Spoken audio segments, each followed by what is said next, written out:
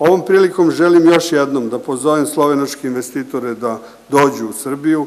Vlada će im obezbediti izuzetno povoljne uslove da efikasno realizuju planirane investicije i ostvare pozitivne poslovne rezultate.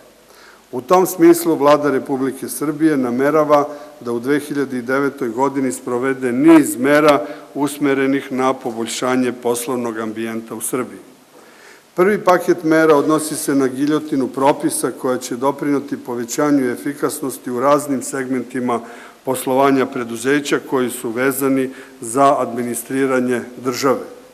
Drugi paket mera već je usvojen i odnosi se na mogućnost plaćanja na rate za sve učesnike u postupku privatizacije, čime se značajno relaksiraju kupoprodajni uslovi.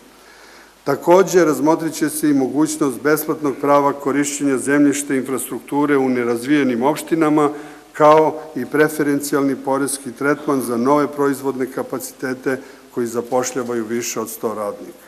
Konačno, Vlada je kao prioritetnu aktivnost u 2009. godini predvidela i značajna ulaganja u razvoj infrastrukture od putne, železničke i plovne do lokalne, komunalne i informacione mreže.